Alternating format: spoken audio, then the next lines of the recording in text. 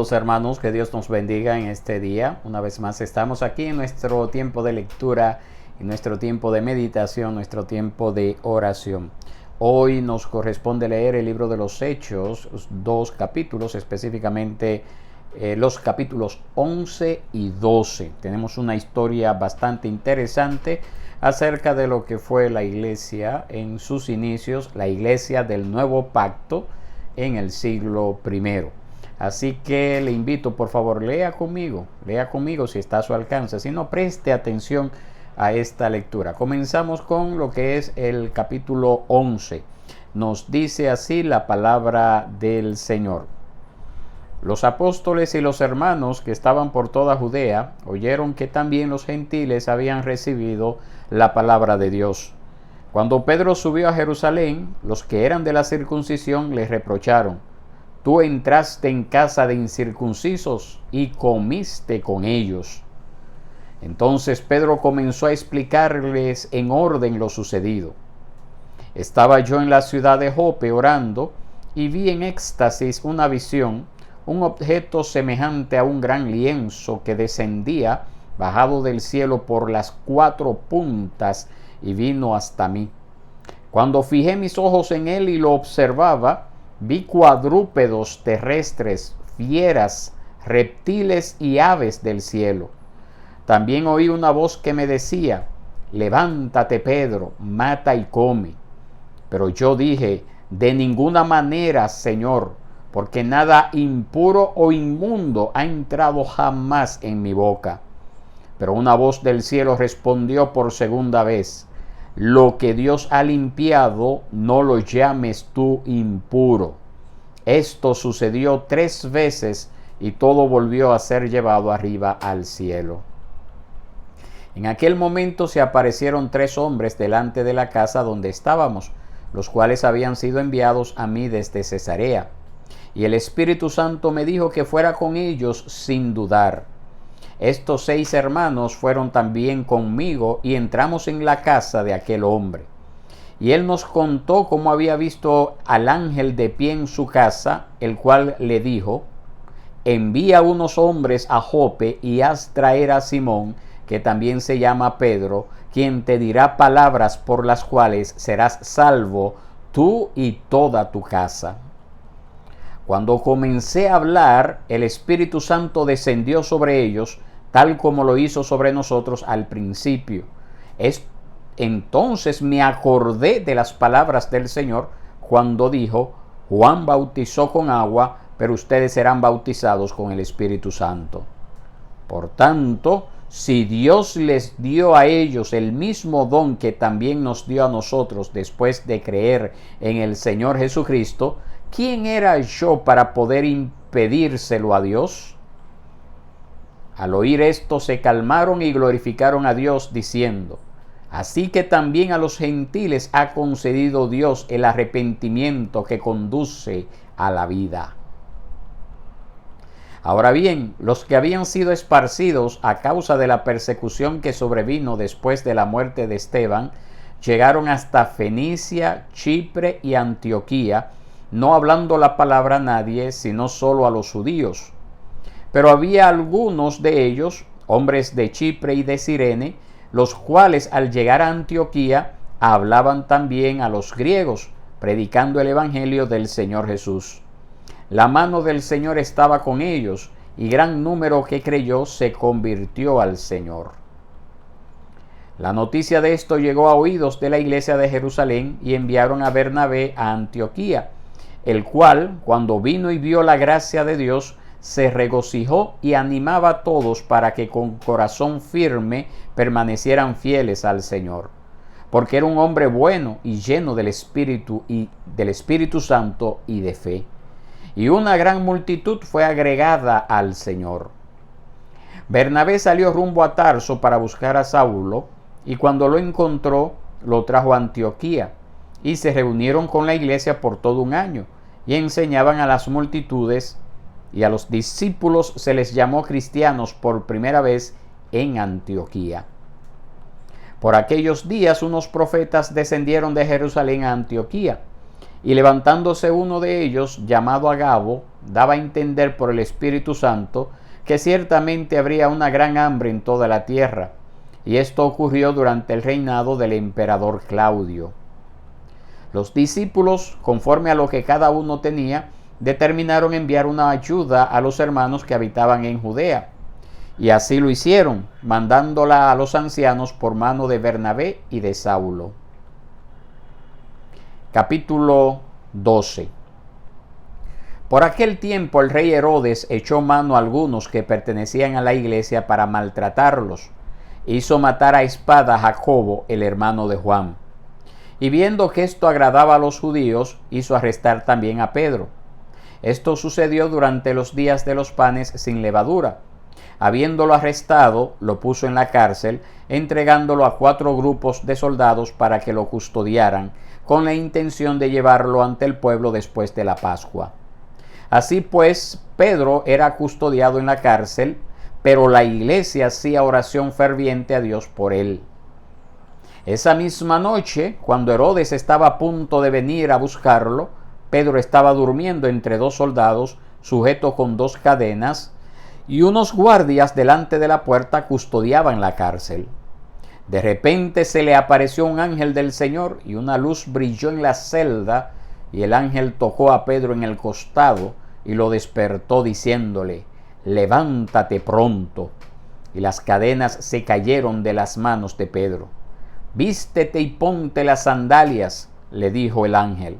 Así lo hizo, y el ángel añadió: envuélvete en tu manto y sígueme. Y saliendo, Pedro lo seguía, y no sabía que lo que hacía el ángel era de verdad, sino que creía ver una visión. Cuando habían pasado la primera y la segunda guardia, llegaron a la puerta de hierro que conduce a la ciudad, la cual se les abrió por sí misma.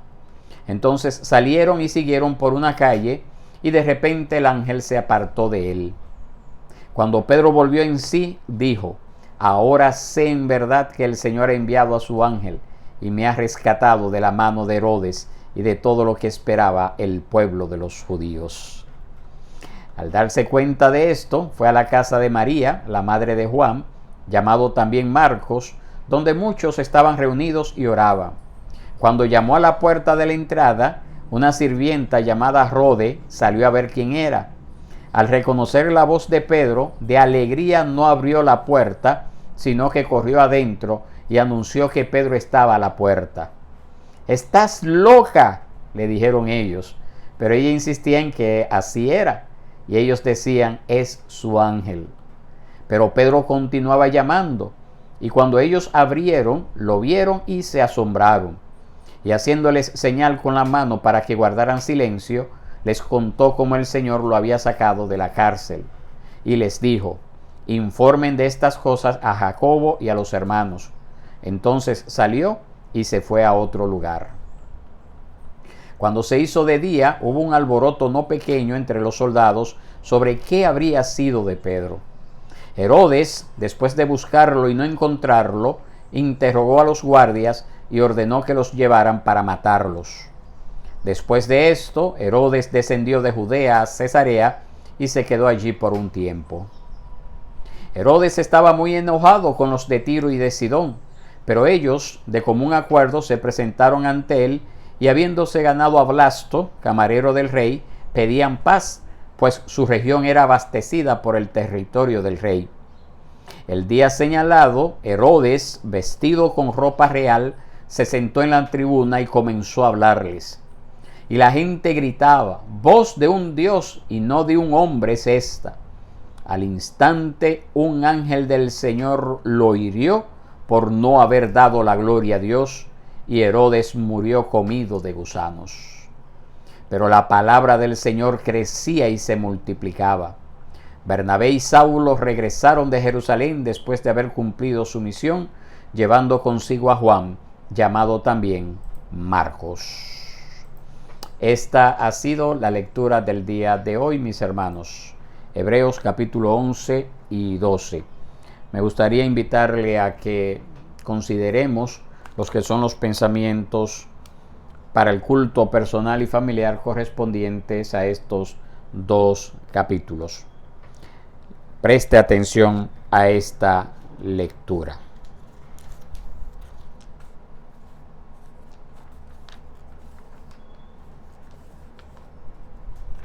Dice así el capítulo 11.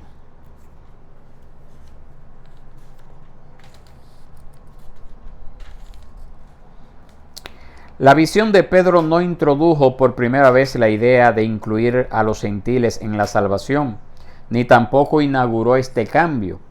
Esto fue profetizado en el Antiguo Testamento, lo leemos ahí en el Salmo 72, versos 17 al 19. Fue predicho por Jesús en Lucas 24, 44 al 47 y cumplido por su muerte en Efesios 2, 12 al 15. La visión de Pedro confirmó el cambio e impulsó a la iglesia a seguir a Cristo en la evangelización y en dar la bienvenida a las naciones. ¿Por qué a veces somos tan lentos para llevar el evangelio a grupos étnicos o culturas que son diferentes a nosotros? Porque el Señor nos insta a hacer esto. ¿Qué le parece, mis hermanos? Cuando Pedro se asombra de que los gentiles estaban recibiendo el Espíritu Santo, fue por hasta cierto punto ignorancia de las Escrituras, porque ya había sido profetizado, porque ya Jesús lo había hablado también. Entonces nosotros somos llamados a evangelizar a todo el mundo. No podemos limitarnos, no podemos pensar de que Dios puede atraer a alguien a salvación y a otro no.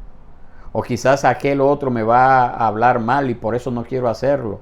Mire este caso, mire esta situación que nosotros leemos acá. Como Pedro pensaba que los gentiles no podían merecer, y también los hermanos cuando reciben a Pedro y le dicen, pero tú comiste con gente incircuncisa. Y fue necesario que el Señor interviniera, que Dios interviniera y les mostrara a ellos que la salvación estaba abierta desde el Antiguo Testamento, tanto para los judíos como para los gentiles. Seguimos leyendo, mis hermanos. Pensamientos para el culto personal y familiar correspondientes al capítulo 12. Nos dicen así. La razón por la cual Jacobo fue muerto y a Pedro se le permitió vivir por varios años más es un misterio divino. Dios habría podido salvar tanto a Pedro como a Jacobo sobrenaturalmente. Mostró su soberanía al permitir que Pedro hiciera más en la tierra, mientras que Jacobo entró antes a la presencia de Cristo. Cuando somos tentados a comparar nuestras circunstancias de vida con las de otros, ¿de qué manera puede enseñarnos lo que le sucedió a Jacobo y a Pedro para someternos a Dios? ¿Qué le parece a usted? Porque ahí nosotros tenemos el caso de este Jacobo que murió tempranito en la iglesia, en los inicios de la iglesia del Nuevo Pacto. Mientras que Pedro vivió mucho más años. Y Juan murió de viejo. Entonces, realmente Dios es soberano. Dios es el que determina cuándo es el fin de nuestra vida en esta tierra. A algunos Dios los preservará más tiempo que a otros.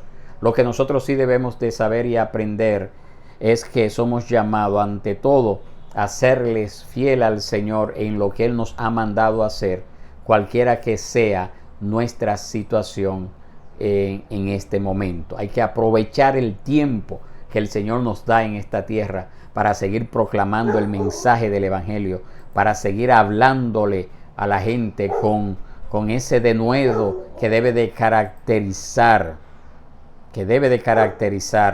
lo que es el siervo de Dios que ha sido salvado por gracia. ¿Qué le parece? ¿Qué le parece a ustedes, mis hermanos? Yo le invito a orar.